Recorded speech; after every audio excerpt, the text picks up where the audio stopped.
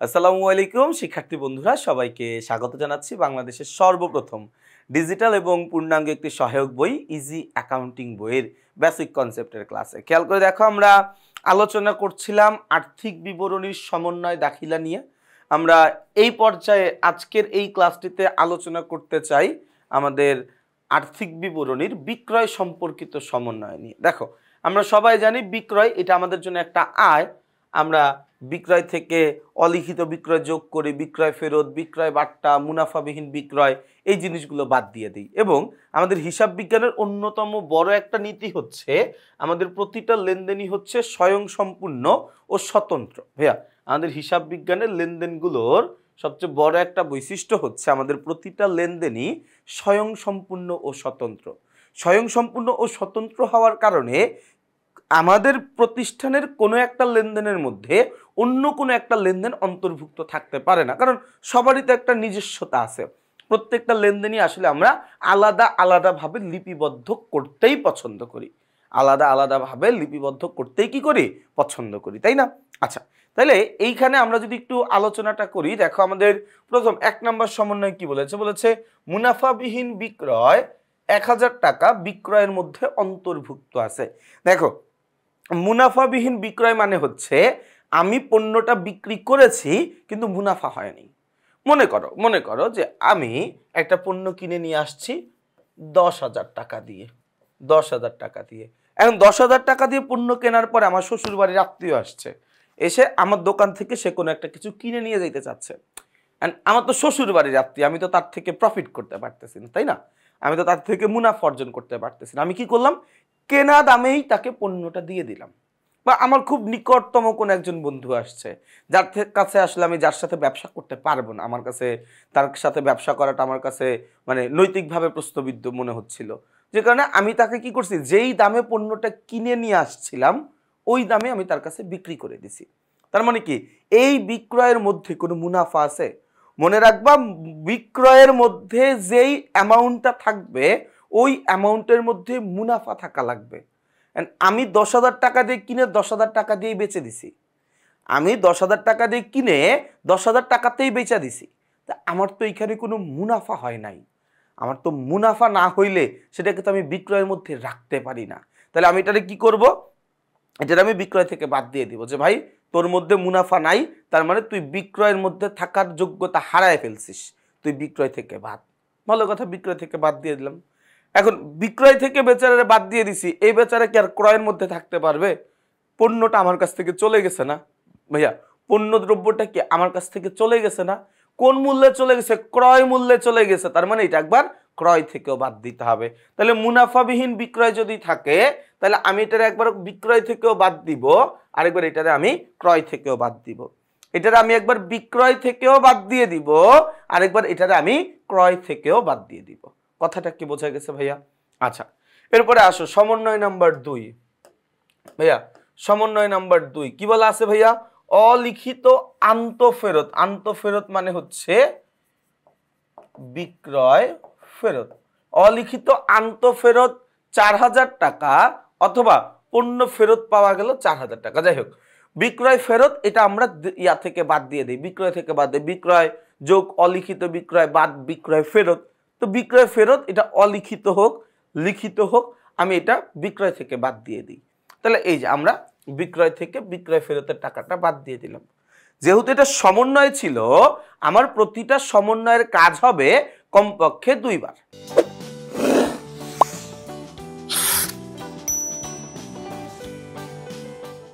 তাহলে বিক্রয় থেকে বাদ দিলাম একবার, শেষ।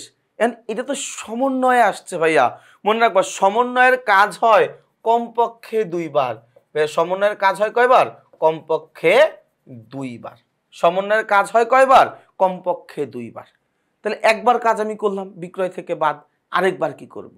দেখো, যেহেতু আমি বিক্রি ফেরত দিয়ে দিছি, তার মানে ধরে নেওয়া যায় আমি যেই বিক্রয়কৃত পণ্যটা ফেরত দিছি সেই বিক্রয়টা বাকিতে করা হয়েছিল। তার মানে ধরে নেওয়া যায় আমি যেই বিক্রয়টা করছিলাম সেটা আমি বাকিতে করছিলাম। তাহলে বাকিতে বিক্রি যখন করছি তখন আমার দেনাদার নামের সম্পত্তির পরিমাণ বাড়ছিল। এখন আমার দেনাদার নামের সম্পত্তির পরিমাণ কমে যাবে। এই তাহলে আমি এখানে দেনাদার নামের সম্পত্তির পরিমাণটা কমায় দিচ্ছি, দেনাদার থেকে বাদ দিয়ে দিব বাদ অলিখিত আন্তঃফেরত। বোঝা গেছে কথাটা? ওকে, এরপরে আমরা আসি 3 নম্বর সমন্বয়।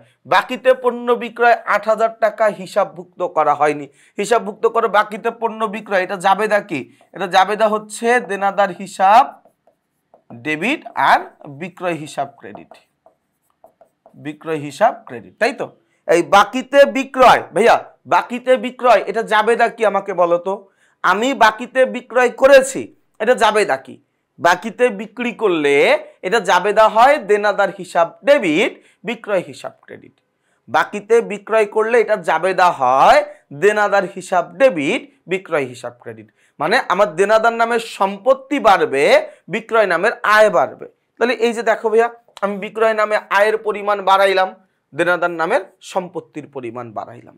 বিক্রয় নামে আয়ের পরিমাণটা আমি বাড়াইলাম এবং দেনাদার নামের সম্পত্তির পরিমাণও আমি বাড়াইলাম। কথাটা কি বোঝা গেছে ভাইয়া?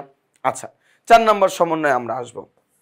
4 নম্বর সমন্বয়, আচ্ছা 4 নম্বর সমন্বয় না, এটা তোমাদের করার দরকার নেই গা। এই 4 নম্বর সমন্বয়টা বাদ, হ্যাঁ, এটা তোমাদের করতে হবে না।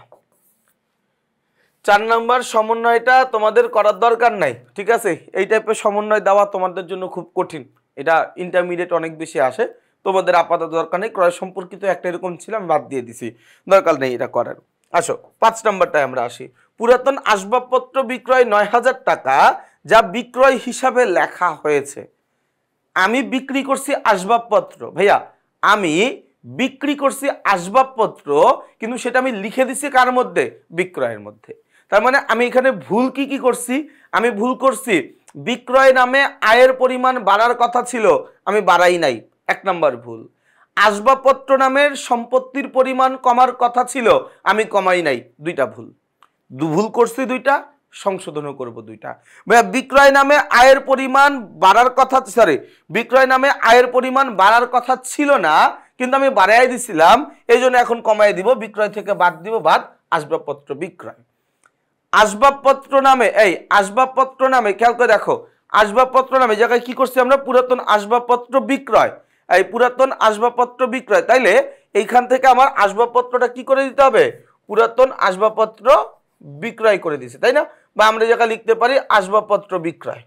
এখানে আমি বলতে পারি কি আসবাবপত্র বিক্রয়। দেখো ভাইয়া, আমি যদি আসবাবপত্র বিক্রি করে দেই, আমি যদি আসবাবপত্র বিক্রি করে দেই, তাহলে আমার ব্যবসায়ে আসবাবপত্র নামে সম্পত্তির পরিমাণ কমে যাবে। তাহলে ভাইয়া আরেকবার একটু খেয়াল করে দেখো, আমি ভুলটা কি করছিলাম? আমি আসবাবপত্র বিক্রি করে বিক্রয় হিসাবে লিখছিলাম, যেটা ছিল প্রথম ভুল। দ্বিতীয় ভুল হচ্ছে আমার আসবাবপত্র কমানোর কথা ছিল, কারণ আমি আসবাবপত্র বেচে দিলে আমার আসবাবপত্রের পরিমাণ কমে যাবে, আমি সেটা কমাই নাই, আমি সেটা কমাই নাই, তাহলে কমায় দাও। আমি সেটা কমাই নাই, তাহলে কমায় দাও। তাহলে আমি একবার আসবাবপত্র কমাবো, একবার বিক্রয় কমাবো, তাইলে কি আমার হিসাব শেষ। কথাটা কি বুঝাইতে পারছি ভাইয়া? এই কথাটা কি বুঝাইতে পারছি কিনা দেখো। তাহলে এই যে বিক্রয় নিয়ে আমরা আলোচনা করলাম 4টা সমন্বয়, 1, 2, 3, 5। 4 নম্বর সমন্বয়টা দরকার নাই তোমাদের। 4 নম্বর সমন্বয়টা আসলে 9-10 এর জন্য না, এটা এইচএসসির জন্য এই ধরনের সমন্বয়গুলো আমাদের সবচেয়ে বেশি লাগে। তাহলে আমরা এই 4টা সমন্বয় শিখে ফেলতে পারলে বিক্রয় সম্পর্কিত আমাদের যে কোনো ধরনের সমন্বয় দেখ না কেন, আমরা কিন্তু সমাধান করে আসতে পারবো ইনশাল্লাহ, তাই না? তাহলে ভাইয়া বিক্রয় সম্পর্কিত সমন্বয়ের মাধ্যমে আমাদের কিন্তু সমন্বয়ের আলোচনা শেষ। আমাদের কিন্তু সমন্বয়ের আলোচনা শেষ। ইনশাল্লাহ এরপরে তোমরা সৃজনশীলগুলো প্র্যাকটিস করবা, প্র্যাকটিস করে দেখবা যে তোমাদের কিন্তু আর খুব একটা অসুবিধা থাকছে না। আমরা পুরো বইটা তোমাদের জন্য এমনভাবেই সাজিয়েছি, বইয়ের প্রতিটা বেসিক আমরা এমনভাবেই লিখেছি যাতে করে তোমার কাছে মনে হবে এই প্রত্যেকটা বেসিক তোমার জন্যই লেখা, তেমনভাবেই তুমি পড়তে পারবা, তেমনভাবেই তুমি উচ্চারণ করতে পারবা। সবাইকে শুভকামনা জানাচ্ছি, সবাই ভালো থাকবা, সুস্থ থাকবা, আমার জন্য বেশি করে দোয়া করবা। আসসালামু আলাইকুম।